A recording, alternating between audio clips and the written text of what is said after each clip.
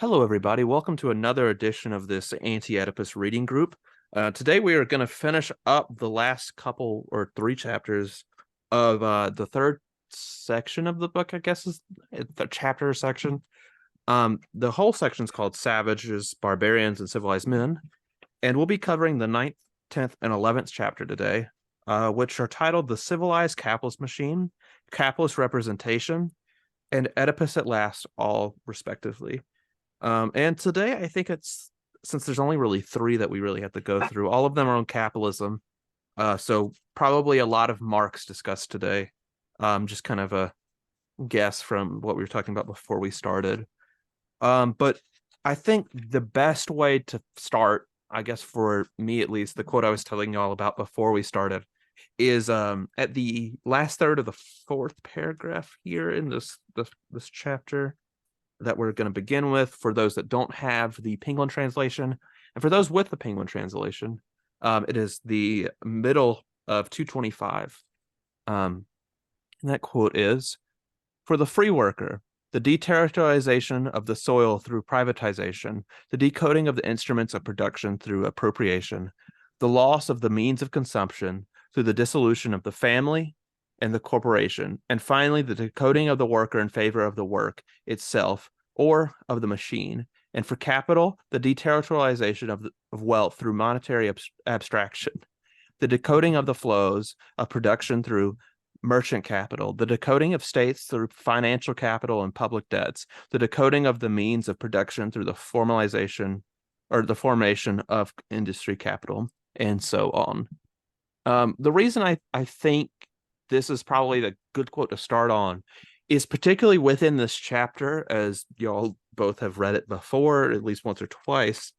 I think a lot of what this first chapter in these three does is demonstrate what happens in this transition between feudalism and capitalism, I guess specifically in the Marxist terms, and for Deleuze and Guattari, it's the despotic machine changing into the capitalist machine, I guess, is the way that we would phrase it in the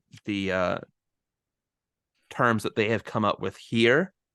So it's kind of, as they kind of say in this quote, it's the deterritorialization of all of these things, because I don't know, I believe Britton joined us last time for one of those sections on the first half of chapter 3. I'm not sure no, you were there with Vernon Sisney.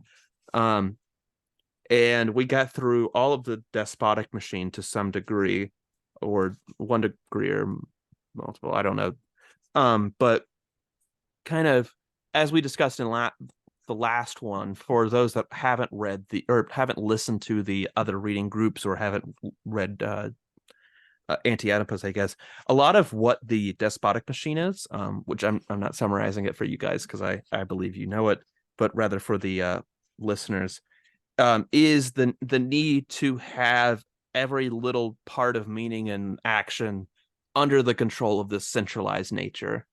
And capitalism here, this transition to capitalism, which I think I want to be kind of the first thing we discuss, is kind of the loosening, the freeing of the possibility of those values to enter not necessarily a decentralized network in all ways of capitalism, because I don't think Deleuze and Guattari disagree with the possibility of state capitalism, especially since a lot of Deleuzians, including myself, do believe state capitalism is a thing in certain societies.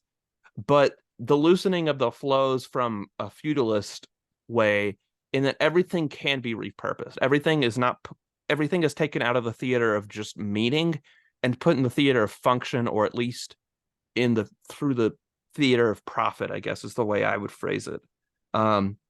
Everything is trying to become as efficient as possible and will be retooled if not as efficient as possible. You're not a peasant that works this land for all of their life. You're a worker who works any plot of land they can as efficiently as possible, or you're going to have to do something else. Hopefully that's a good way to introduce this. So I kind of want your thoughts on kind of the capitalism deterritorializing all the flows discussion that Deleuze and Guattari really start this chapter on. Either of you can begin if you feel. Yeah. So they say fairly explicitly. So it's interesting. It kind of feels like they're saying, well, what we tend to see is, the takeover of the primitive, so-called, from the despotic, in like kind of from an outside source, and like kind of in one stroke. But then they say towards the end of paragraph 6, in brief, the capitalist machine begins when capital ceases to be a capital of alliance to become affiliative capital. Capital becomes affiliative when money begets money, or value a surplus value, value in process, money in process, and as such, capital. So it seems like that's the point they're making, that there's this very potent overlap, and they use the example of Asiatic production as kind of like an example of an attempt for capitalism to emerge that the state kind of recognized as such and continuously shut down. But then you have in I guess in the West more so, you have the situation emerge where capital is able to start reproducing itself, and that's what switches the tracks ultimately over from the despotic into the capitalist. Yeah. I do think that's a good example. I remember, I can't really cite the episode. I wish I knew the book. But there was this episode of Chapo Trap House, which is not a podcast I really listen to anymore, where they had an author on that has a book on, I believe it's the 16th or 17th century. But a lot of it, if I'm not mistaken, is the lead up to why Henry VIII can't get divorced, which is an insane, much more insane story than even I thought of before. But a lot of the difference between that author discussed between, I guess, more Eastern societies and Europe in particular, was that Europe was not a necessarily impressive spot of civilization even during the Renaissance. What it really takes is these like wars that are going on in 16 and I guess 1700s, or maybe even as early as the 1500s, where what is being hired out are these, I guess, a mix of state militias and mercenary groups that ends up the state is going both into debt while also being very innovative in how it has to do war. So I don't know necessarily how close this is to the point Deleuze and Guattari are making, but a lot of what the administration that was happening in places like the Ottoman Empire, which I think the author's main example was that they were really good at balancing the checkbooks. They wanted a state budget that matched how much they were spending. They didn't want to go over, but they also didn't want to go in debt. So the state would pay all of its debts. It would stay in this nice equilibrium. And I imagine China's in their example is doing the same. They shut the mines down the second they have enough minerals. They're not out there trying to sell more. They're not trying to make the society want more iron in order to sell more iron like capitalism would.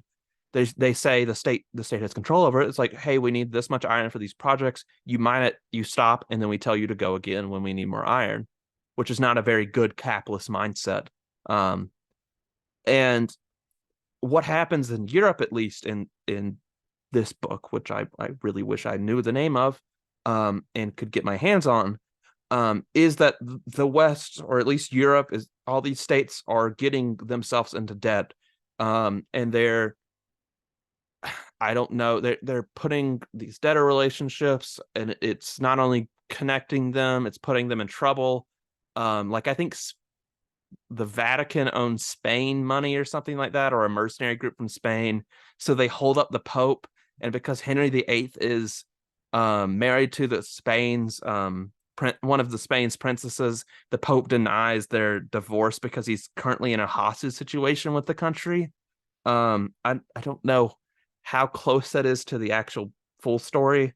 I feel like I'm rambling at this point, but I guess I wanted to add on to this, but European states, in not running themselves well, I guess, as the breakdown that Deleuze and Guattari talk about earlier, getting in this debt, trying to innovate not through equilibrium, but just kind of out of, like, I guess, a mix of survival and trying to beat everybody else. they accidentally make capitalism the main machine, the central machine. That's how I take it becomes filative instead of alliance, because capitalism exists in all these other societies as like a minor component of them, from Egypt or Babylon as far back. But it's these little markets. It's not the main central aspect of society. But as capitalism, or as these European countries enter into competition with each other more and more, especially with the advent of colonialism in the, what would that be, 16th century, I guess, they compete more and more. The merchants and other types of, I guess, bourgeois individuals gain this height in society that it didn't necessarily have in any other, I guess, to one degree or another. I don't know if that's something worth discussing, or if y'all want to go back to what we were discussing beforehand, but I just kind of wanted to add that comment in because I thought it might be a little bit productive.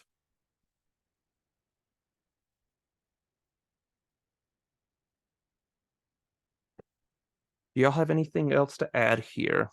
Just trying to fill the hole so I don't have to edit later. I think Deleuze and Guattari kind of work on that point when they, in 226 of the Penguin edition, so say Seventh and eighth paragraph. Two paragraphs. Yeah, seventh and eighth paragraph. When they talk about how doubtless the merchant was an early active factor in production, kind of middle of the page, but that capitalism doesn't fully begin until it can fully appropriate production, when everything is only corresponding to itself. And then it starts to kind of, as a full machine, becomes not just the periphery of the flow, but also the center of the flow, and completely changes all the definitions of everything and redefines all the desires and coded flows inside the social body, which kind of one re-encounters the production of productions, production of recordings, and the production of consumptions. But precisely in this conjunction of decoded flows that makes capital the new social full body, whereas commercial and financial capital in its primitive form merely installed itself in the pores of the old socius without changing the old mode of production. So I think this really ties into the original idea of Marx, of how everything slowly develops through kind of the MCM formula. That the most important moment in the development of capitalism is when it becomes filative, when at some point the old society cannot exist anymore without the capitalist class, which by then was called a kind of a third estate, the merchant class. At least in France, yeah. When the third estate starts to gain so much economic power that without it, the first estate and the second estate cannot survive anymore. Yeah, that helps kind of put it in a way. What is it? I think you're kind of quoting from this, but here on 227, which I believe is the 8th paragraph, before the capitalist machine, merchant or financial capital is merely in a relationship of alliance with non-capitalist production. It enters into a new alliance that characterizes pre-capitalist states, whence the alliance of the merchant and the banking bourgeois with feudalism. And then a little further down, a couple sentences later, capital value suddenly presents itself as an independent substance endowed with an emotion of its own, in which money and commodities are mere forms which it assumes and casts off in turn. I think I'm not sure if I'm just that might be what Brenton quoted. Sorry. Yeah. That's the 6th paragraph. 6th and 5th is what we were talking about earlier. Is there anything else in this chapter? Because I think what we've gotten on so far is that capitalism is kind of in itself forming in, I guess, the feudalist states, is taking away from the, I guess, centrality of the non-productive state and slowly putting itself as the necessary factor rather than relying on anything else. It doesn't have to rely on these kings anymore. The kings have to rely on capitalism to continue functioning. There is one sort of section where I really had a few things to add. If you want to jump forward. Yeah, go ahead. No problem. I really quite like, I don't know what number it is, but the paragraph starts, in comparison to the capitalist state, the socialist states are children, but children who learn something from their father concerning the axiomatizing role of the state. So the socialist states have more trouble stopping unexpected flow leakage except by direct violence. So I really like that. You know, they say you know, something we see with these, you know, socialist states is, you know, because the capitalist axioms are so all encompassing, they're able to basically control everything, whereas the socialist states ultimately have to resort to direct violence because they're not able to make use of these sort of capitalist axioms. I think that's a really interesting point to raise and kind of introduce as a particular framing of a problem. Yeah, for Penguin, that's it's 236. And I have something highlighted towards the end of that paragraph. Everything, there's those few sentences before the last paragraph. So I'll read this out. Thus, the three segments of the ever-widening capitalist reproduction process are joined. Three segments that also define the three aspects of its immanence. One, the one that extracts human surplus value on the basis of the differential relation between decoded flows of labor and production, and that moves from the center to the periphery, while nevertheless maintaining vast residual zones at the center. Two, the one that extracts machinic surplus value on the basis of the axiomatic of the flows of scientific and technical code in the core areas of the center. And three, and the one that absorbs or realizes these two forms of surplus value of flux by guaranteeing the emission of both and by constantly injecting anti-production into the production apparatus. End quote there. I think that they maybe clarify this somewhere else, or maybe I'm thinking of other interpreters. Like a simplified way, I think, to say that is basically you've got labor as this abstract thing, you know, and then you've got money as this sort of abstract thing, and these things aren't controlled, they just kind of flow and then meet each other and then take particular forms. Hence, you know, the power of capitalism, because it allows for these undefined flows of things to come together and produce, you know, emerge in different shapes and different forms.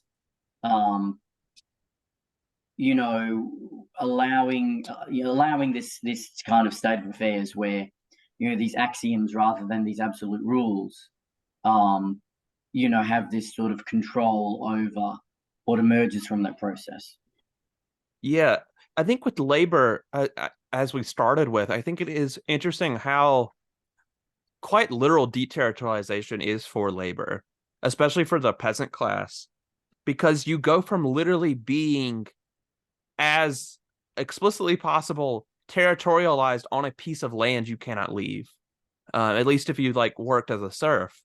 As a guildsman, it's arguable if it is kind of hard to tell like what if it improved or not. I guess at least within the few years where it was a transition, where you go from basically, if you're a guildsman, you're one of like 20 people in the world that know how to make glass or something like that. And then capitalism deterritorializes and tries to make it expands the knowledge of your class, but at the same time makes you as a worker more generic in a way. The worker can be retooled a lot quicker than it could under a guild. You started when you're like a teenager at a guild, and you over the period of decades you learn to make this product that only you and maybe 100 people know.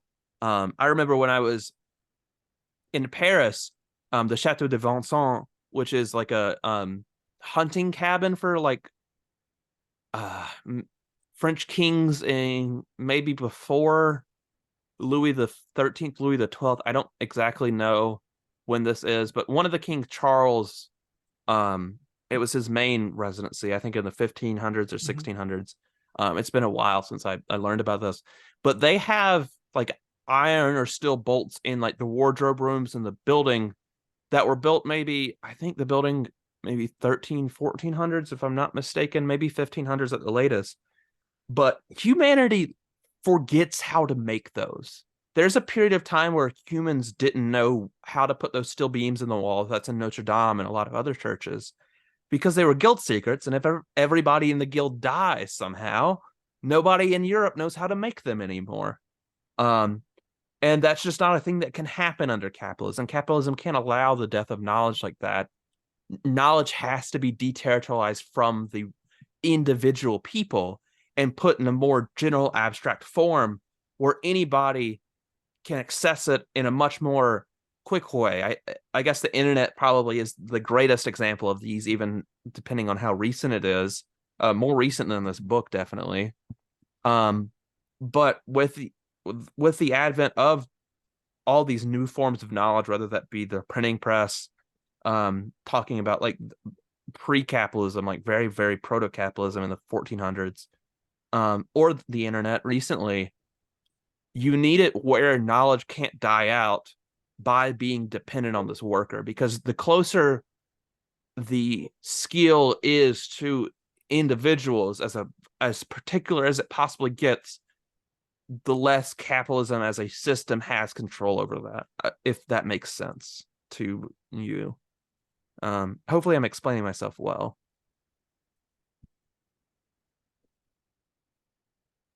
Is there anything we want to discuss there? I don't know if anyone had a response to that or not. I think it ties to two things in which they talk about in this chapter and the next chapter. On 230, so kind of in the middle, they talk a lot about the dualism of money.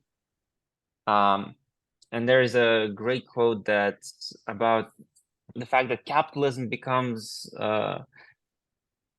previously it was the exterior limit of all societies at the bottom of 230. If capitalism is the exterior limit of all societies, this is because capitalism for its part has no exterior limit, but only an interior limit that is capital itself, and that it doesn't encounter but reproduces by always displacing it.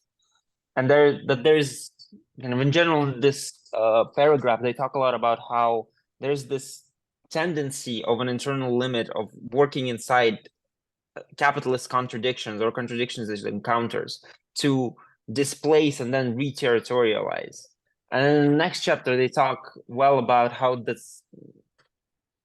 concept and the role of state changes from being something that is the main absorption of surplus value to becoming something that creates conditions in which capitalism thrives. Kind of what she meant, that all the values, all aspects become not individual anymore, but more abstract and societal. And then there's the new role for the state to reinforce them and create kind of this generic consistency throughout, so that capitalism could reinforce itself better and better. So it creates this virtual despotic machine that works in a less clear way. Yeah, every individual node is less powerful in regards to the system, but the system overall is more powerful. If that makes, I think that's what I'm taking in from what you're saying there. Mm-hmm. Yeah, well, that I think they sort of go in that third step is cynicism. We've gone from the step is from cruelty to terror to cynicism, where the same kind of punishments are dealt out, but not actually by anyone. It's just part of the way the world works.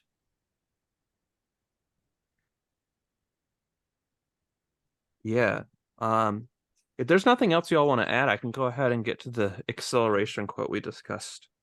I will just, before we do that, I do like, it talks about, basically everybody is drafted into this anti-human system of production. Pardon me. It says it's so independent in the various sectors and branches of the economy that nearly everyone is involved in one way or another in these anti-human activities. The farmer supplying food to the troops fighting in Vietnam, the tool and die makers turning out the intricate machinery needed for a new automobile model, the manufacturers of pen and ink and TV sets, whose products are used to control the minds of the people, and so on. That's a reference to that's not their writing, that's somebody else's. But I just made the note there, the military grocery complex, and it just reminds me of I can't remember who it was. It might have been a Robert Evans podcast, but sort of talking about like nobody, or it might have even been Chapter, but like nothing can just be anything. It's like everybody's been drafted into the military now. It's like, it's kind of like, oh well, it's the gross, the grocers and the farmers, they're actually like kind of they're like another military, because they're keeping the country fed, keeping the country strong. It's like maybe it's like a rhetorical thing, but everybody's kind of drafted into this system, and anybody who's outside of that system, is I guess essentially a traitor or working against it. It's like if you're staying home and watching porn and playing video games, like you're basically going AWOL. You're not contributing. You've left the armed forces of the state, and are actively working towards its destruction. Actually, the army figured out how to make that productive for them. So even playing video games for at least for a little bit, I don't know how successful the program was, but they were attempting to coerce people who play video games all day to slowly, I guess, go towards the army with like their esports team, which I think failed pretty quickly. But also, like, there's a lot of video games that have military ads in them. Because I mean, they accept almost anybody that isn't on like medication. But if you have more to go, keep going. No, I just like to kind of riff off that. I think that like that you're kind of right. And this is absolutely breaking everyone's brain. I think that consumption itself is becoming like an activity that is also like part of the operation of the state. Like, and this is, I mean, we're talking about Fisher before you started recording, but that essay that he had in one of his later works, Work Hard, Play Hard, where he sort of talks about like, yes, you're obligated to work, at the Walgreens from 9 to 5, but at like 6 p.m. you're also obligated to go down to the club, and continue like consuming and throwing back some drinks and buying some crap or whatever, because you're just as drafted into the success of the state, as a consumer as you are as a producer. So it's like, like, okay, it's good that you're playing computer games now, kind of, because you have to at least pay for those. You have to pay for Xbox Plus,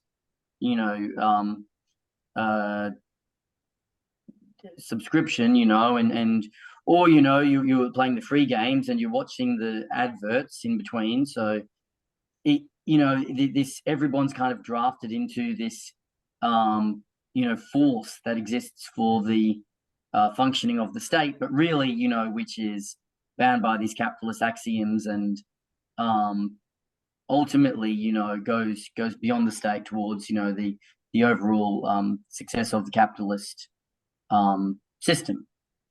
Yeah, I think my mind went to, I guess, the concept of I would call it the death of being able to loiter, maybe, to some way, because like originally it becomes laws. I don't know the big history of this.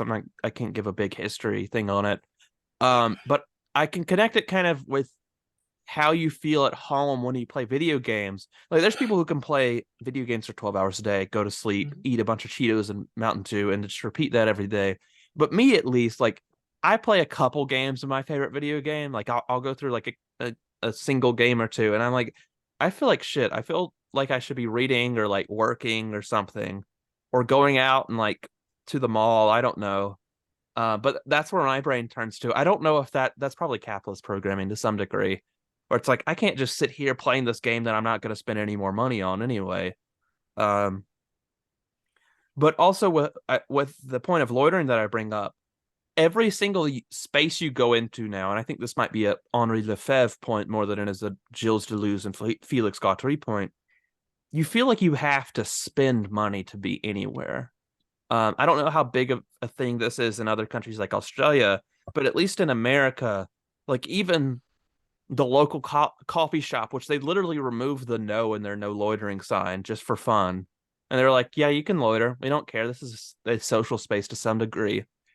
But even with that, like literally, it says loitering on the outside. They didn't go and fix it or anything. Even in that environment, you still feel guilty for not buying something. Like there's this, I guess, angst that is like the internalized capitalism of any space or any territory you enter. You feel like you have to consume. It's not the desire to consume, but kind of the order to consume, I guess, is the best way I could probably put that. The command to consume. And you feel like you're doing something wrong when you're not, when you're just being in an area. I don't know if any of you have any thoughts on that or connections to this book in particular with what I've been discussing.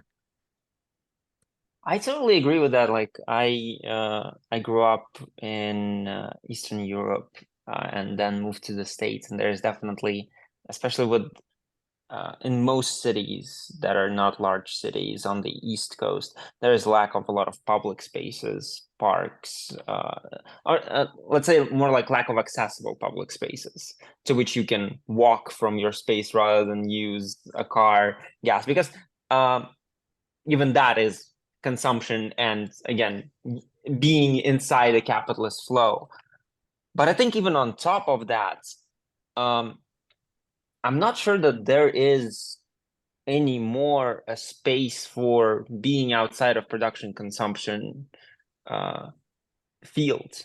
I think in this chapter, Deleuze and Guattari talk a lot about how even the state, police, and army, as he calls the gigantic enterprise of anti-production, are being reincorporated into production itself. So that as they write, here we discover a new determination of properly capitalist field of immanence, not only the interplay of the relations and differential coefficients of decoded flows, not only the nature of the limits that capitalism reproduces on an ever wider scale as interior limits, but the presence of anti-production within production itself. Kind of the fact that we're not always, let's say, producing or consuming, but sometimes we try to step out of it and step out of this constant flow, it reintroduces some sort of a lack into a constant creation of new values, of new desires, of new things, so that once we get back into it, we need to fulfill this lack and reinforce. So we create a new need for capitalism inside ourselves or inside society. So there is no way to really, I think that's at least for me, that's their main point. There's no way to step out of the flow of capitalism because it became so integral that it even incorporates, as later Mark Fisher would write, even incorporates all the anti-capitalism tendencies and movements. Yeah, what if everybody showed up to the protest? Is that the chapter you're thinking of, or is it something else? That one, but also he writes. It's a big theme in his work, I think. There is a new book that I've been reading lately, the Post-Capitalist Desire, his new lecture, his latest lectures that were recently published. I love that Repeater. lecture series. Yeah, wonderful. Yeah, it is kind of like, I guess, a big thing. I think I want to wait to get to this at Oedipus at last, with especially the lack stuff, because there's probably a good amount of quotes there. So I'm gonna pin that, but it is kind of interesting that I think what I want to discuss when we get to that chapter is how capitalism always puts creation outside of us. We're kind of a hole waiting to be filled with the desires of something else. That's how I've always I guess, conceptualized, at least since I started reading Deleuze. What was that now? A year and 3 months ago. With like, what does it mean for the limit to move around? Is this? I don't know if the capitalist representation thing discusses this. I've always viewed it as like this circle on this plane, and then the schizophrenic external limit of all possibilities on the outside, and then the capitalism circles just kind of moving around a little bit, kind of like one of those IO games from like the mid 2010s, where it's filling up part of the circle and always expanding or contracting, but always moving around. Particularly because with consumption, you always need something new, but you can't need something new so quick that capitalism can't respond to it. I don't know if that goes into the quote I'm about to bring up exactly well, but you need this kind of a layer of time where these trends can happen to where new things are always being bought, but in a time frame where capitalism can effectively create and distribute those things, make you want them, and then grants it enough time for it to identify the next new thing. If does that make any sense? Where it kind of finds this equilibrium balance between trying to read every flow to find out what new people or what everybody wants, but it has to new things can't be so quick to where capitalism cannot respond to it properly. It can't create products quick enough to respond to desire. I don't know if either of y'all saw that in the chapter or not. That might be me adding a little bit, but No, I think that's good. That's what capitalism's strength is it allows things to have a level of deterritorialization in order and because it is able to reterritorialize things as capital. And I think something interesting, is like, well, what are we doing right now? Like this is being recorded. We could just have a conversation and go away and think about things, but we're not. We're recording it. It's going to go on YouTube. It's okay. So now we've created like a kind of capital ourselves. It's this doesn't just burn away when it's finished. It becomes something that is then, oh, look, this is one of the videos that we have or we've made or whatever. Yeah. Because that you can't have that dead time. It's like, I think, Cam, I don't know, like you're studying philosophy, I think Yeah. got possibly, this is maybe it's nice to have a bit of a paper trail for a career in philosophy. I'm not objecting to it. I've got a book I'm sort of wanting to start shopping around at some point. It's like I'm happy to be like, yeah. It makes me think of like 20 years ago, if you were a particular type of like sex nerd, you'd take like naked pictures of yourself and you'd share them on Reddit. And it's like today you're going to do that anyway, but you're also going to put like like a little link there to your OnlyFans or whatever, because it's like, well, if the technology is there to turn whatever it is that you're doing anyway into capital, then you might as well turn it into capital. You might as well, like, I'm writing every day. Okay, so I'm writing, so I'm going to start a Patreon. So I've got a Patreon. I put stuff on there, and blah blah blah. Maybe it gets released or whatever, but it's like everything. The technology is out there to recode everything as capital, and it's like, well, it's happening anyway. You might as well get your piece of the pie. I don't think it's bad that we're recording this or that people have the benefit of this conversation. I think it's really good. I really have had huge benefits from secondary sources. Talking about Deleuze and whatever. But it is interesting that this impulse comes with the technology. That sort of says, oh, we know how to turn everything into a form of capital. Nothing has to die. Everything can last forever, and everything is able to continue generating money for someone somewhere. Yeah, I think I have another. This is more a complaint than like a real critique, even though I think it is a critique. I mean, first off, I don't have anywhere near enough subscribers to even make money off of this. So if there's any ad money making, it is going straight to YouTube. But I think also with philosophy, what's really encouraged with the advent of online philosophy, at least for like YouTube and stuff, is, I guess, the most basic form of it. Everything is kind of reduced to some degree, especially with debates are probably the most popular form of philosophy you find, but even though there's supposed to be this kind of discussion, they end up being probably less nuanced than stuff like this, which, I mean, I understand. I have like 200 something, almost 300 subscribers. This is going to get at most 100 views, if not 200 if this is a good day somehow. But capitalism reinforces like the most general possible level of philosophy as well. Nuance, I don't know how far I can get with the critique necessarily, but nuance is taken away because it's more beneficial for the people getting a graduate degree in philosophy to end up becoming debaters who are willing to make some like ad hominem jokes every once in a while at their opponent, rather than people just willing to discuss like a particular philosopher or something.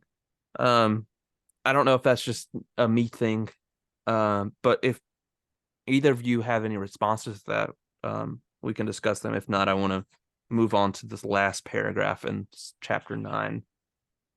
But I think that even beyond the academia itself, with the constant necessity to be published in journals that no one really actually reads, the fact of publication is more important than its usefulness. But without those publications, you cannot get positions, you cannot get tenure, you cannot get anything. And just this production for the sake of production, for the sake of kind of in Zizek'ian sense of being recognized by the big other, that everything, philosophy, regardless of whether it's primitive, like philosophy of life type of channel, or more abstract and academic, everything is becoming reincorporated back into some sort of a capitalist flow. There is a quote in Ian Buchanan's reading guide on Anti-Oedipus that really helped me kind of understand their whole project, is that he says that for Deleuze and Guattari, the reterritorialization that capitalism is doing is the tying down of desire. Trying to get that desire, which in our schizophrenic mode tries to go into any direction and be free of any limits, we tie it down to some sort of need, to some sort of a social structure, and create additional meanings to that desire through the plane of immanence of capitalism. Yeah. So if y'all don't mind, I do want to move on because I don't want this to be as long as some of the other reading groups. But at the last paragraph of chapter 9, which is on 239 for the Penguin edition, I can't really say for any of the other editions. I'm just going to read the whole paragraph because I think it's kind of worth discussing. If not at least bringing up. I think we've discussed a little bit already. But so here's what Deleuze and Guattari have to say. So what is the solution? Which is the revolutionary path? Psychoanalysis is of little help, entertaining as it does the most intimate of relations with money and recording, while refusing to recognize it, an entire system of economic monetary dependencies at the heart of the desire of every subject it treats. Psychoanalysis constitutes for its part a gigantic enterprise of absorption of surplus value. But which is the revolutionary path?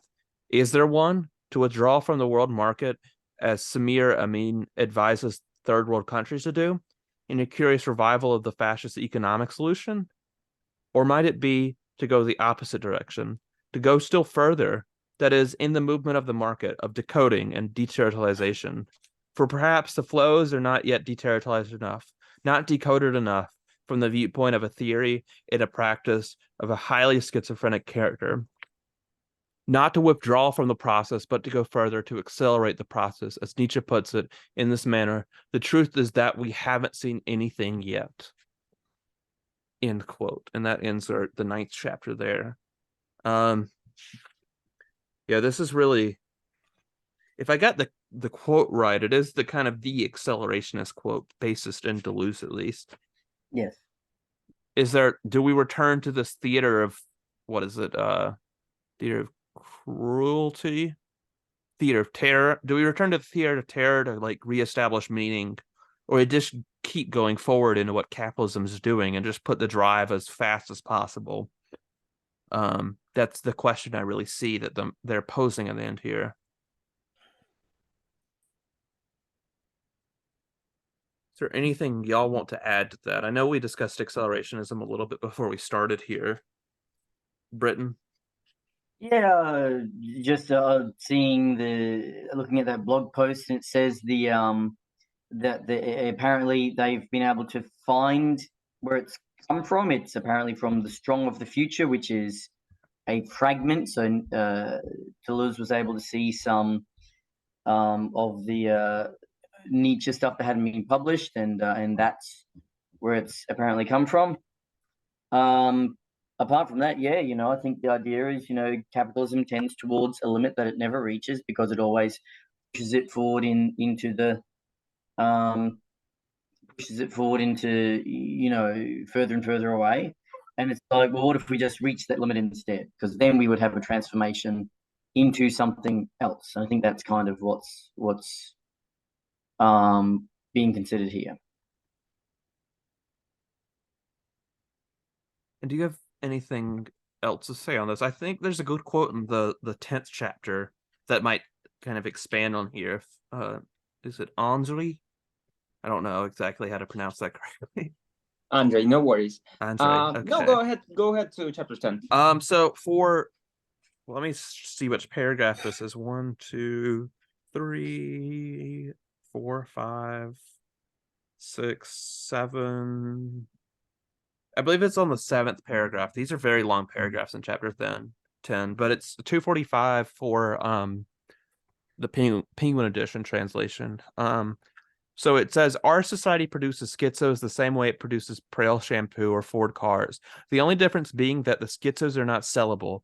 How then does one explain the fact that capitalist production is constantly arresting the schizophrenic process and transferring the subject of the process into a confined clinical entity, as though it saw in this process the image of its own death coming from within? I think that's what I was getting to earlier with capitalism needs, and to some degree, it needs desire to be new at a certain rate, but not at a pace that's so quick that it literally can't respond to it, which is kind of where the schizophrenic's at. It's always like once it's bored with something, it's done with it. It's not willing to buy the product the second it becomes bored with it. It needs the subject that's willing to attach itself, at least for a time, on this particular thing. By consuming that way, and then kind of get deterritorialized and reterritorialized a little bit, rather than the schizo who, in Deleuze and Guattari sense, is just kind of any new thing is the new thing, that you can look to your left, find a new thing, and then when you look to the right, you find a new thing. Capitalism can't respond to that level of de and reterritorialization. I don't know. I mean, that's kind of repeat what I was saying earlier, but I don't know if y'all have anything new thoughts that y'all had to add to that.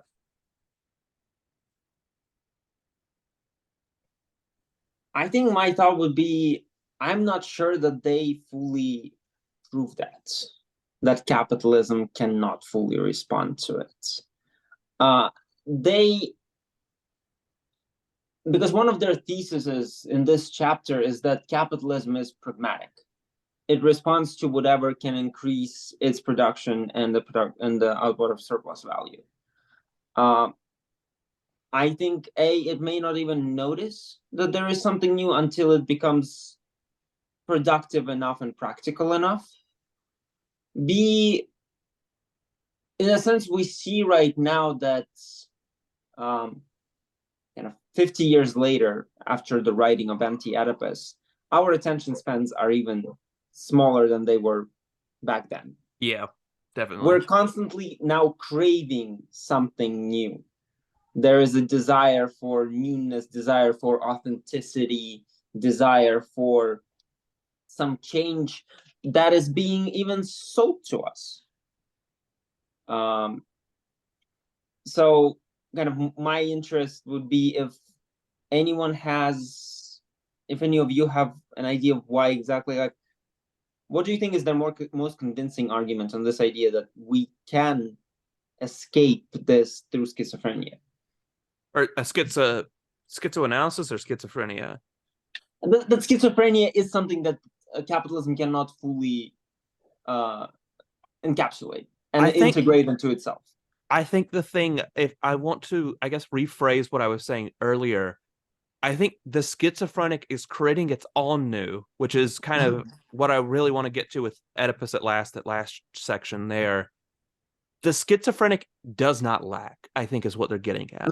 The schizophrenic doesn't get filled with the desire of someone else. It consumes its own desires. It creates its own desires. That's what capitalism fears. It likes the new desire. It likes the ability to fulfill new desires, to expand to new areas. Even when there's nothing left on Earth to colonize, the mind can still be colonized again and again and again. What is scary about the schizo for capitalism is A, it creates its own values, and two, it creates those values and desires at such a pace that it's literally not pragmatic to respond to them. Nobody can consume it, or nobody can create production to consume at that rate, I think is what I was trying to get at. It's literally an unpragmatic level of consumption. That's why capitalism condemns them to be sick in the head or something like that. Is that it needs this new, but even if our attention span is getting smaller and smaller, it has created a process like TikTok to where it can respond to those smaller and smaller needs, not by quickening its response time, but by creating this medium to where the products can be sold at that level of response time. True, but at the same time, let's say with the current development of capitalism, that I would say is different from what they have had, is that now we are approaching a point where capitalism can produce on its own without human surplus. Possibly, without yeah. human labor. That capitalism can, with computers and with artificial intelligence, there can be a point where, let's say, as we talked about, this video will end up being another thing of kind of production and consumption. But at some point, we will not even need to be producing something to consume something, because capitalists and the machines will be producing it themselves for us, and we can just endlessly consume. I think I want to add an asterisk to that, especially with the schizophrenic being revolutionary, which I guess I'm defending in one way or another, is that I think with capitalism, especially with this AI craze that's going on this year, which I don't know if that'll be a permanent thing or not, but what they see as beneficial to this is the ability to predict everything, to predict what you need, to predict what will be desired. And I think what Deleuze and Guattari would argue, if they're still around to comment on AI and its use in capitalism, is that schizophrenic desire can't be predicted, I think is what they would want to argue. Is that it goes in such a way, the lines of flight exist in such a way where nothing could possibly predict how it was going to end up, how that person was going to desire.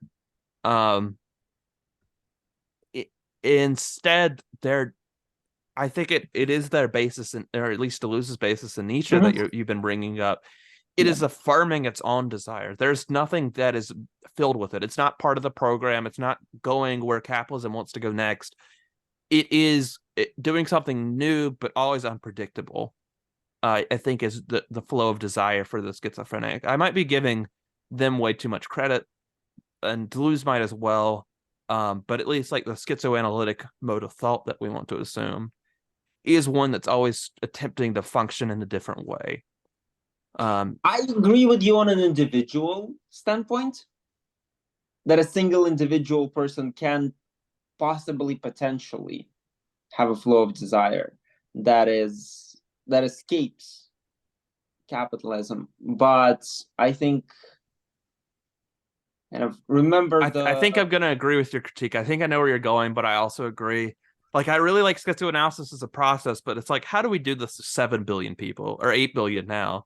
It's like societal, especially once we get to, like, let's say a Wall-E type of production where we don't need to raise a finger. And I think that's, at least for me, that's the most interesting part of reading this book now that we are in this changing world, because they do have a very enticing proposition. But here again, at least the question I always ask myself is, can Deleuze and Guattari be incorporated, and schizoanalysis be incorporated? Like, you know, probably the famous Badiou/Zizek critique that's the fascism of a potato, that Israel, that A Thousand Plateaus is a deeply kind of alt-right book, and the whole idea with Nick Land and how how capitalism and, let's say, Israeli forces have incorporated the idea of deterritorialization in order to do their raids better. Yeah, I don't know if I've heard that, but I guess my response would be, at least defending them, is I think that's the problem with a lot of the critiques I see of post-structuralism, is that it assumes this moral, I guess it assumes that there's kind of a normative position in there, which I think might be possible to avoid. Because, like, you can read a humanism into Foucault pretty easily. Yeah. Whether you want to, or whether Foucault would want you to or not, is a different question. But I think the problem is post-structuralism becomes too descriptive. At least for the people who are describing it, or not describing it, trying to critique it, they see these descriptive phenomenon and think they're good, where Deleuze and Guattari are just kind of explaining how it functions. Like, they're like, this is the way it functions. We're not trying to make capitalism more efficient or not. It's just, it already acts this way. It's already acting on these principles of deterritorialization. The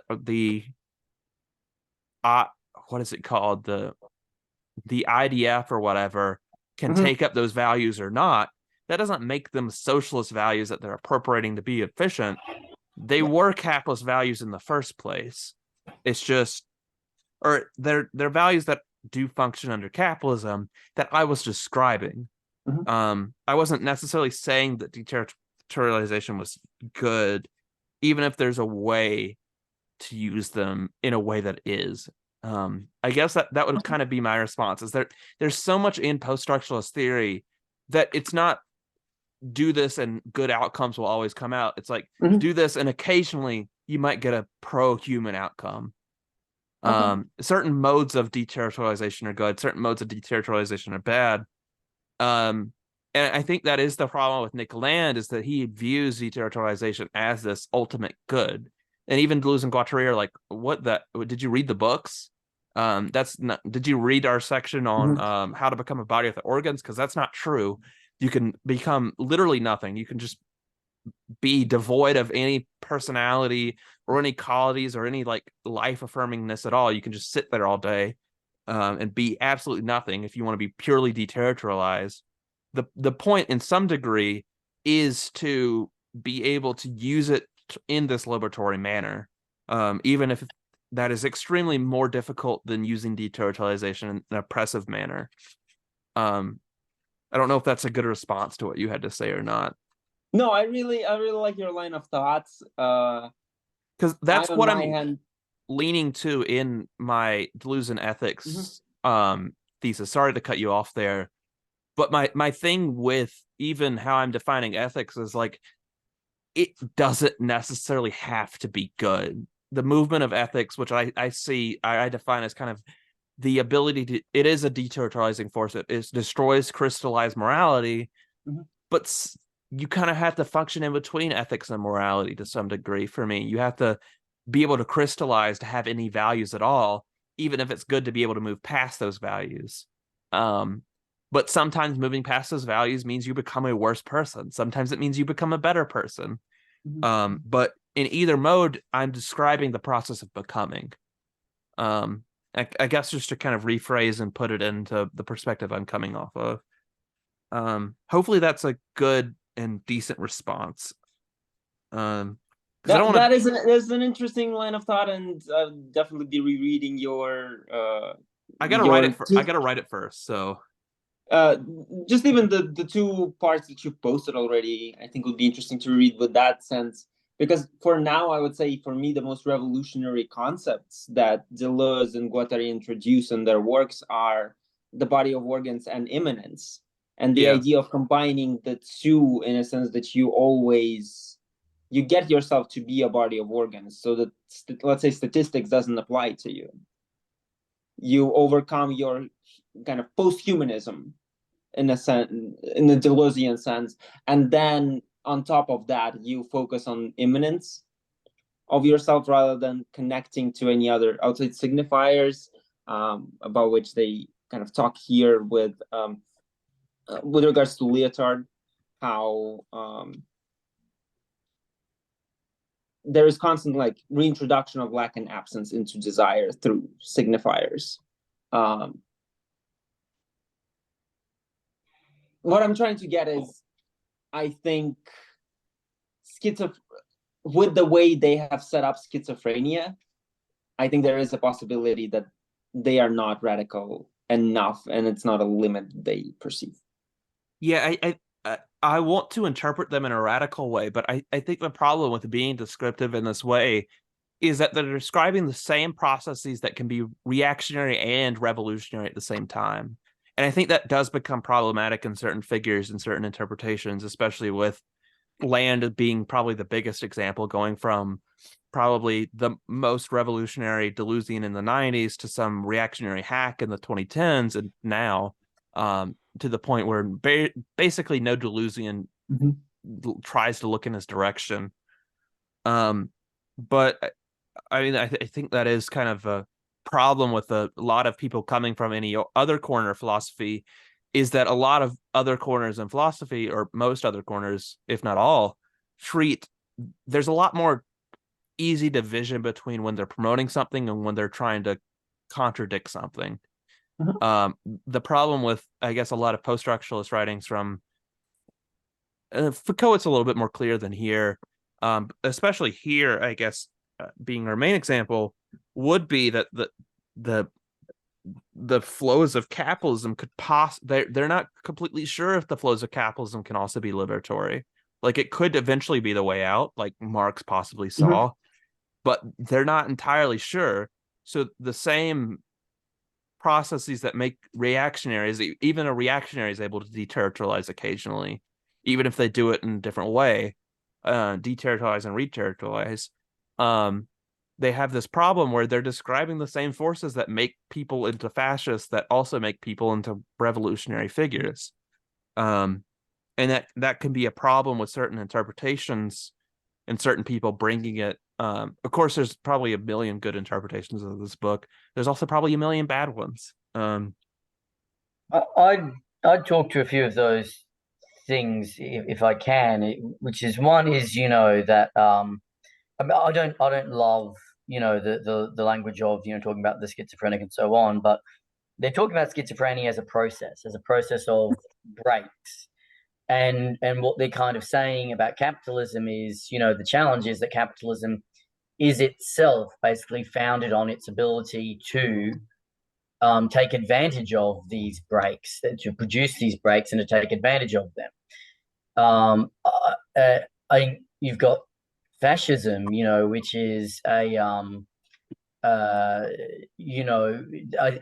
my understanding of like the fascist impulse in the way that they deal with it is kind of this tendency towards the avoidance of change, the tendency to try and hold on to things in particular forms, as I guess a kind of reaction to this kind of process. And I guess with that fragment that we're kind of discussing here, what we're talking about is this schizophrenic process is allowed to go on because capitalism always has means by which to reterritorialize it, which is using these axiomatic laws and putting it up against these limits. Now, it's the relative limit and the absolute limit, and the Which one's which? One of them's schizophrenia, I think they define as that's the relative, that's the absolute limit, Yeah, right? absolute limit. You can't cross What's it. the relative limit? Capitalism. I think capitalism's the relative limit, if I'm not mistaken. I left my my book downstairs. But you know, schizophrenia is the absolute limit because it's the point at which you know, the schizo prefix is break. And it's the point at which you hit this break at which all of these codes are scrambled and there is no kind of generalized agreement as to what things are and mean anymore. At which point the logic that does hold capitalism together is insufficient to allow the continued production in a capitalist mode. That would be my understanding of that there. Just even given that, couldn't we say that capitalism itself is the ultimate schizophrenic? No, because it tries to avoid that. It tries to at least maintain a system of meaning, even if it's shiftable over time. For us, but not for itself. Not for the flow of capital. Which is why it's axioms. The meaning is axiom? Well, like they sort of talk about, you know, capitalism regulates itself through axioms, not through laws necessarily. So it's held together by a logic, by like a natural logic, but it's a natural logic that is always kind of playing catch up with itself. Yeah. I think I have a little quote here for it on 248, just a sentence or two. But the equivalence itself points to the position of a relation without limitation. In the formula money, capital, money, the circulation of money as capital has therefore no limits. I think it is that MCM that does make capitalism so versatile, because it's not attached to anybody. Like the king doesn't have to stay alive. The president doesn't have to stay in office. No members of Congress have to stay in their position. Nobody in the state is absolutely necessary to the existence of capital. As long as somebody turns money into capital and turns that capital back into money, and so on, capitalism springs up. That's kind of the problem, I guess, that is escaping capitalism, is that the form that it exists is so versatile and needs no one in particular to maintain itself. Like feudalism, or at least like systems of monarchy, needed families to maintain themselves. That's a physical thing that you can get rid of in one way or another, I guess, either by voting them out or by one of the other means that human history took a bunch of times. But capitalism, as long as the mind still functions, or as long as a new society springs up and people try to make a monetary system and then turn that monetary system into a form of capital that they can turn into an expanded monetary at an individual level, I might be over explaining it, but as long as that process happens, as long as any new society forms and they form a system of making capital into money and then vice versa, then capitalism will spring up. It basically holds itself. It exists in the mind. You have to kill the idea off in the mind before you could ever escape it, I guess, is the problem there. That is why it exists as this kind of moving limit, this relative limit, rather than I view all the other societies like capitalism's moving around.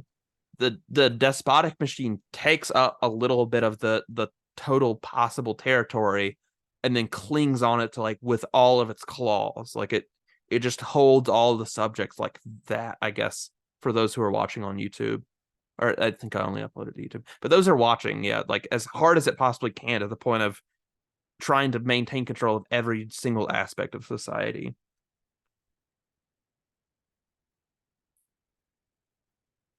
Is there anything else on chapter 10 we want to discuss here? Because I think chapter 11 will be... There's a little bit to discuss on it with lack, but not too much.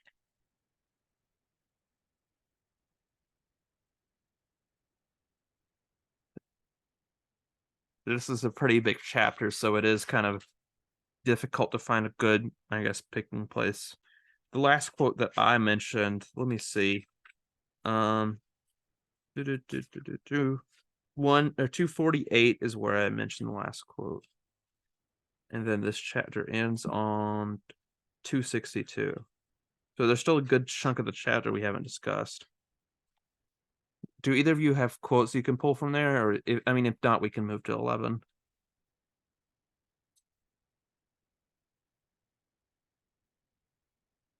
Trying to find one. The process. If neither of you have nothing, would y'all be ready to move on to Oedipus at Last? Thumbs up there. Britain, you ready? Okay, I'm trying to find a good quote to start that one on. But what I kind of want to discuss with this one is I think it is what we were discussing, or I think I already showed my hand with this one, but the birth of lack within capitalism, the necessity of lack, and what makes the schizophrenic to some degree a revolutionary project. I highlight way too much, so there's way too much stuff here that I could pull from. The family.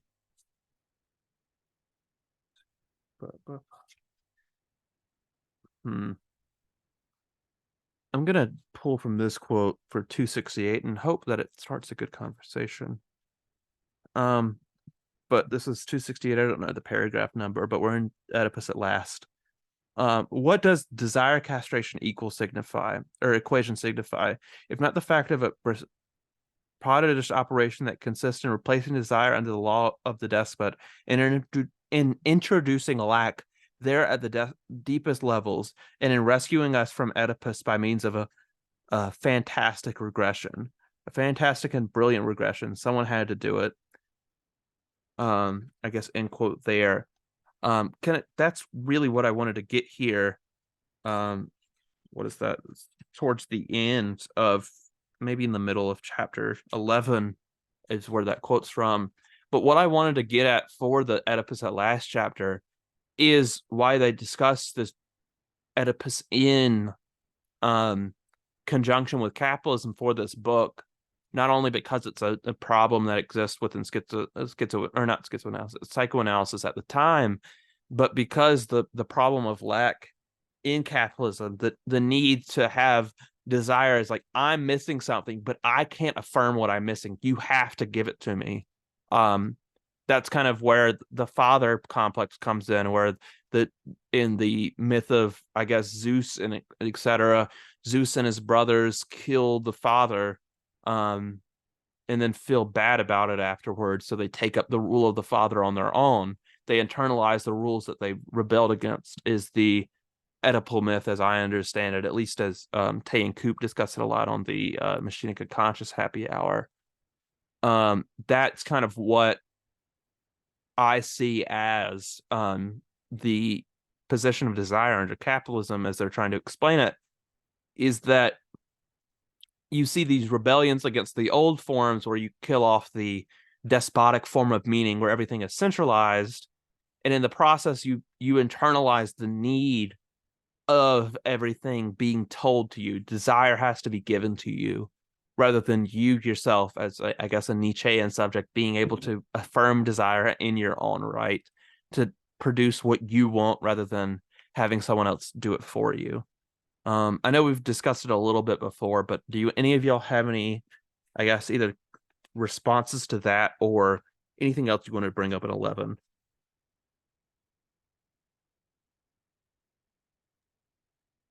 I sort of have I guess a slightly different understanding of that. The specific function of Oedipus is to be the distorted image of that which is desired. Yeah, I think And that's partly what I was getting at in a little bit. That you desire lack, someone else gives you the representation rather than yourself. I think that's still a little bit different, but go ahead, because you're getting at something else. Yeah, That's pretty so good.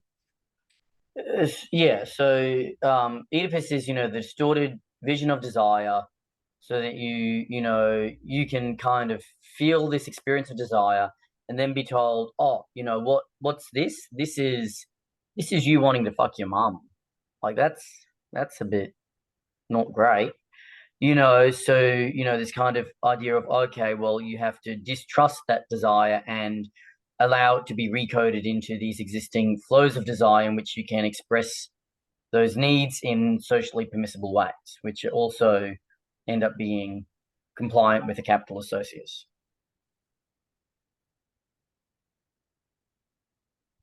Is that everything there? That's all I want to say there. Yeah. Yeah. I think that's I think that fills in kind of what I was missing with it, with the I know they discuss it a lot in the second chapter overall, is the displaced image of desire. Is there anything you wanted to bring up, Andre? You're muted, so Looking through my notes, give me another second. You can guys continue. yeah, I know this is kind of what I kind of wanted to end on here. Let me see if there's any or at least I wanted to end on this discussion, not like right now. Trying to see if there's any good quotes we can kind of discuss here. Determination. Yeah. Yeah, there's a bit on this last page here, with Freud, Luther, and Adam Smith. Discusses, quote, he materializes all the resources of myth, of tragedy, of dreams in order to re-enslave desire, this time from within an intimate theater. And then you can butt in anytime you come up with something, either Brenton or Andre. We're just kind of searching for this, but anything good in chapter 9 really to discuss before we end here. So this bit about tragedy, myth and tragedy, I always kind of struggle with a little bit. Am I right in kind of saying, I'm going to just try to get my head around it here so that, and just see if this is what people agree with. Of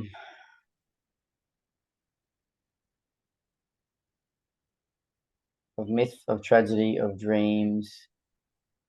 What's your understanding of when they're talking about myth and tragedy? Because that's something that I always struggle with a little bit.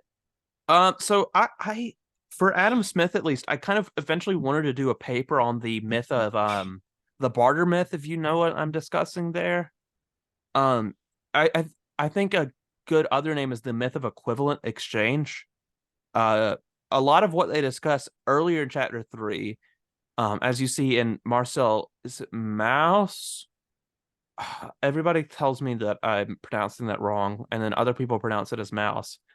In the Gift, you find it in Bataille, and all these other anthropologists, is that no exchange in these pre-money societies, or not necessarily pre-money, non-money societies. A lot of the exchange going on, it's not equivalent, and it's exchanging a lot more than the objects themselves. It's exchanging the status, etc. That, I mean, still exist in capital, but with the mythology of capitalism, Adam Smith, I think he is a culprit, but maybe not the originator. He might be the originator. I'm not completely sure. But the barter myth is that early societies were trading in an equivalent exchange. You give me 2 flour, and I give you a piece of, or 1 log or something like that of wood for your furnace or something. And we view that as an equivalent exchange. And capitalism kind of sets up that mythology.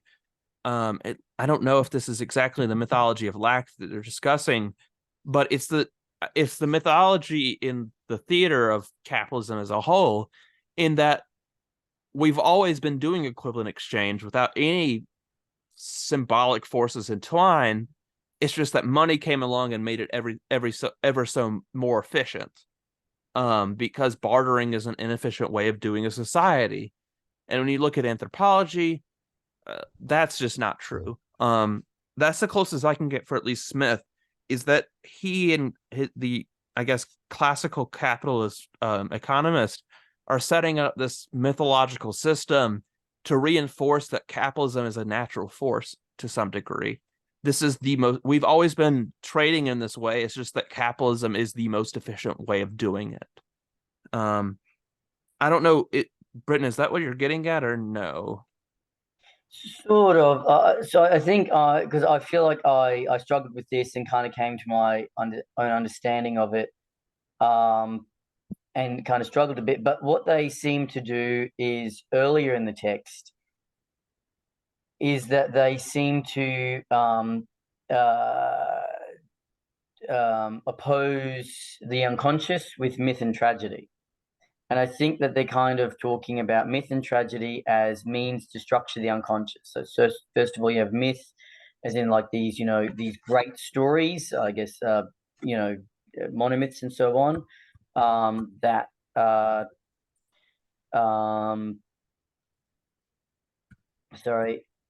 kind of position things, establish things in their coordinates.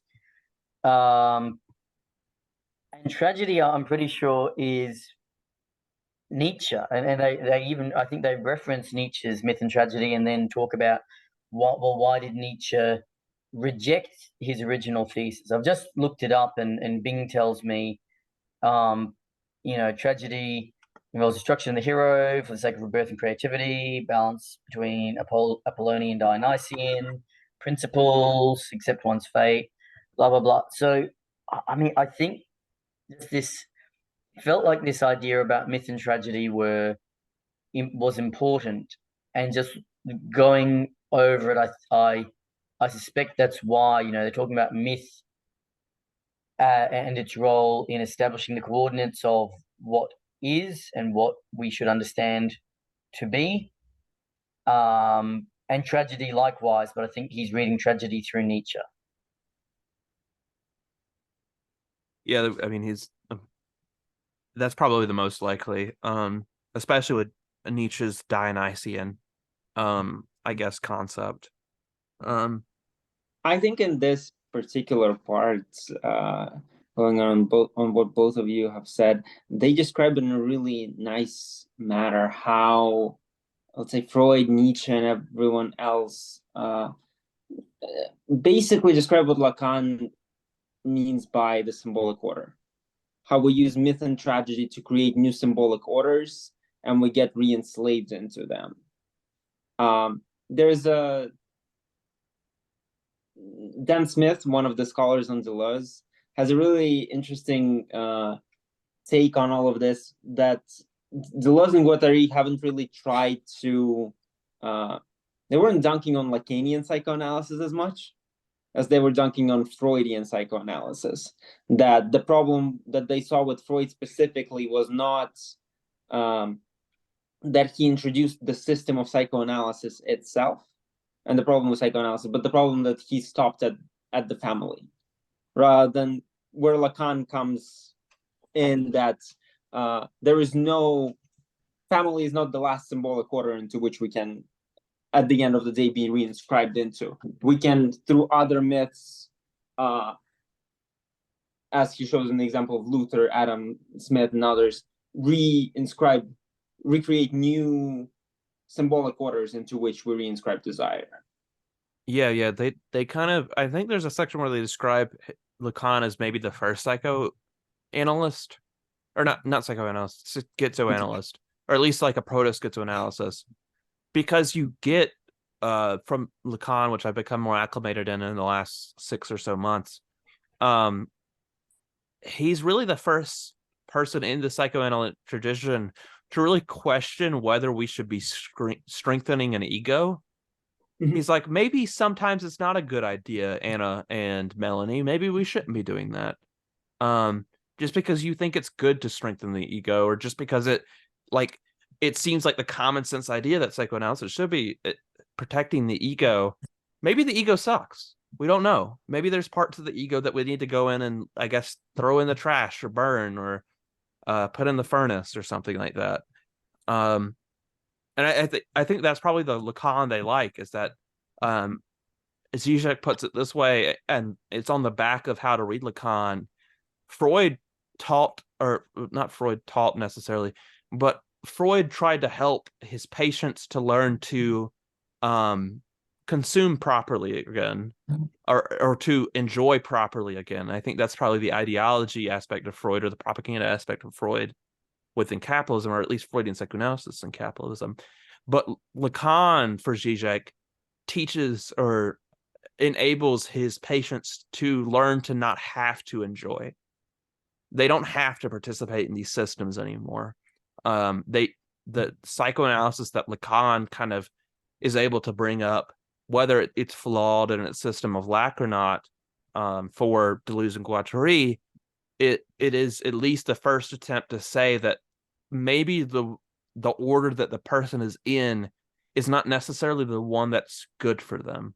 Maybe it's the one that we should help them change a few things. Maybe the symbolic system that they exist in ultimately hurts them. Maybe the way their ego function is ultimately hurting them.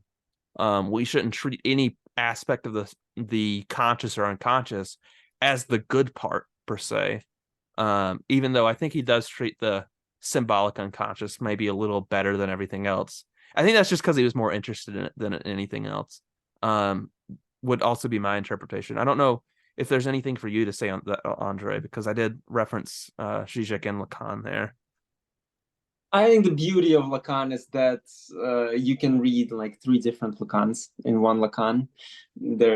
And depending on which of his writings you want to focus on, which of the lectures, you can come up with a slightly different interpretation. But I think at least this final part is very much for me in line with Foucault's project of genealogy and archaeology, of trying to show how the new creations up until that point are not necessarily liberatory, and how they re-enslave us again, how they create the discourse formation in Foucaultian terms in which we operate. And here, the interesting part is that kind of both if we talk about the chapter in itself, savages, barbarians, civilized men, all of these are usually interpreted and defined in our language through the lens of family. And I think this is exactly the point which they're trying to attack, is how do we interpret human beings without that lens? Who are the savages without the family? Who are barbarians without the family? Civilized men, and the future men as humans without this constant lens of family above them. Yeah, I think if there's not, I think this is a good place to kind of end it on, specifically because I do want to go get dinner soon. But also the final quote here, the final sentence in the entire chapter, to overturn the theater of representation into the order of desiring production. This is the whole task of schizoanalysis, really setting up the introduction to schizoanalysis, which will be our next session. But also it really goes into kind of what we have really been discussing here, the 3 of us. This, I guess for schizoanalysis, the view of the unconscious is ultimately everything that forms is not about meaning. It's ultimately about function. You are the way you are because you found a way to function, whether that be good, whether that be productive, or actively harmful to you as you grow up. And I think that's what they want to look at for the unconscious, as we go into this 4th chapter. For some reason, I put it on the syllabus as we're reading 120 pages in one chapter, or in one reading 110 pages. But what schizoanalysis ultimately wants to get at, the more I see about how Guattari actually practiced, it's about getting out there and finding what function, how to find a new function that is ultimately productive for you. Instead of trying to get bogged down in these meanings and these universal concepts, you handle the person as the individual person. You try to find out what might have led them to function in this way, and you try to reorient it to where they're not hurting themselves anymore. It's the kind of at least the clinical goal of schizoanalysis. To kind of it is kind of putting everything in the phrase of how capitalism functions to some degree, but capitalism is also functioning on these images that you keep wanting in a way that is deterritorializing and reterritorializing, because you keep getting the images that keep enforcing you to desire in that way.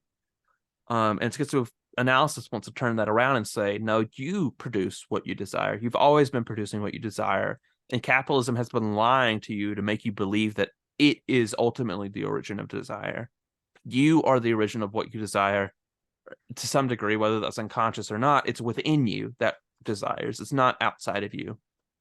There's nothing missing about you. There's not a missing piece that capitalism can fulfill. You've been whole this entire time. We just have to find what whole works for you.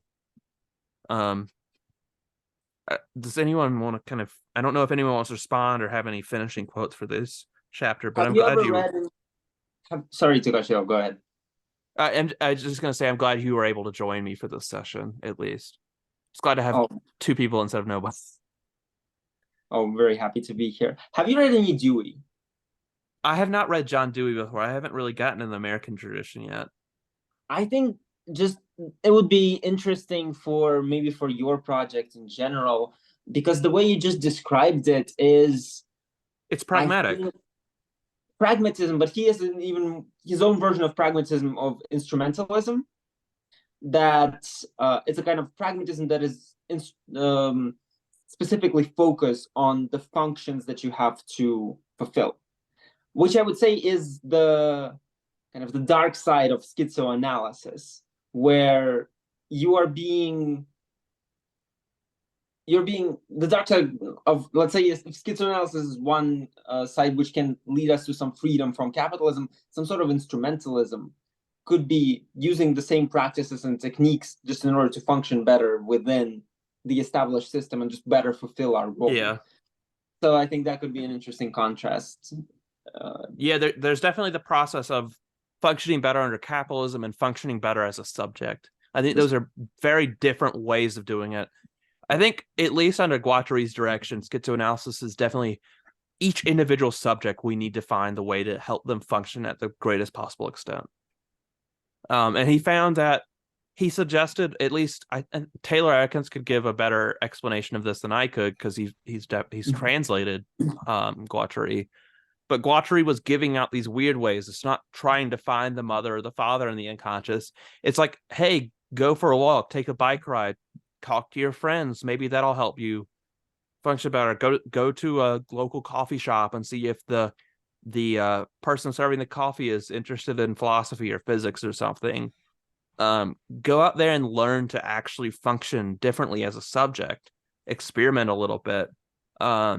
Go cloud watching with your friends, etc. I don't know exactly the examples that Guattari did, but it's trying to find, I don't know if it's eudaimonia or happiness on a level of the subject, rather than trying to give these universal, like in ADHD, everybody tells people to go get a calendar and put your stuff on it or something. It's trying to find what works for that particular person, rather than general overviews of suggestions.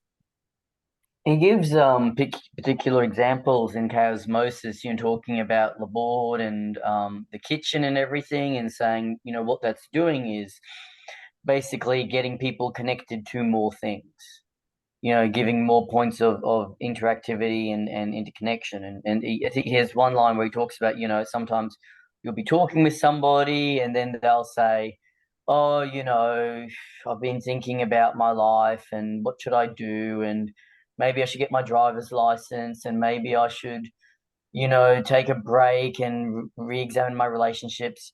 And he kind of says, like the very, the classical psychoanalytic thing is to kind of look for, well, where can we connect this to your childhood, to your past, to your mother, to your father?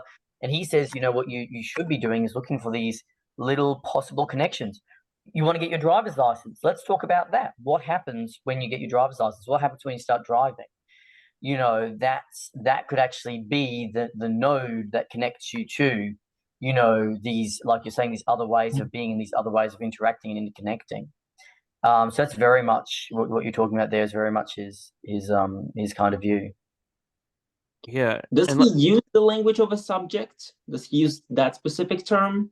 I don't know. I can't find a better term at the moment to really discuss it. I think that's a problem, especially with my philosophy moving forward. I don't really want to use the term individual, but I can't really think of, like, how do I refer to a singular person in a different way that communicates that idea, even if I don't believe individual persons are individual. Like, it is I this, thought that I thought that was, the why the word subject was yeah, helpful. that's why it's closer to use the subject than just individuals. Just subject has sometimes a weight to it of an established sense of self, an established concept.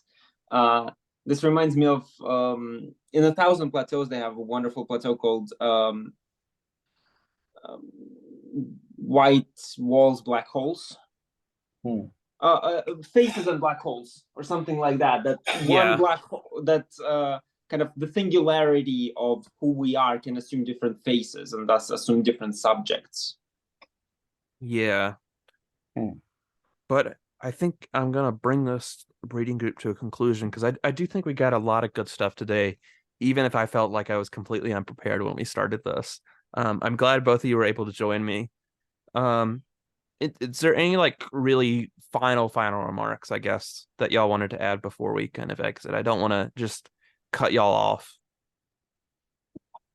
Look, the only thing I'd say is those last sort of closing remarks you made. I thought they were really good. I think they're like spiritually correct, but like maybe avoiding the language of the whole or the complete person, because that's something that I think they reject fairly. No. I mean, I was kind of referring to it, I guess, to kind of defend myself to some degree. Deleuze doesn't believe people are incomplete, and I don't know how to express that as anything other than a whole. You can become a different whole at any given time, but you can't become incomplete. You're always a new subject anytime any part of that assemblage is changed. I guess whole assemblage would be the perfect way to phrase that. You just become a different assemblage instead of an incomplete or complete assemblage. There's no like missing piece that makes you the perfect you. If you find it, it's just you're different you now.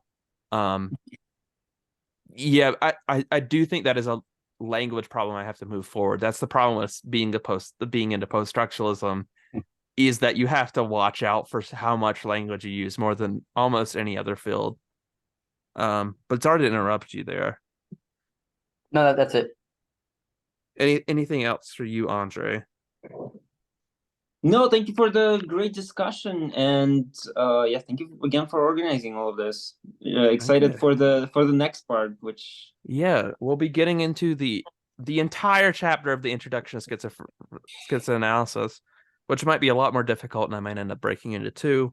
But I guess for the conclusion for the people on YouTube, this is a active reading group. At least we have one more session after this for the final and fourth chapter of Anti-Oedipus.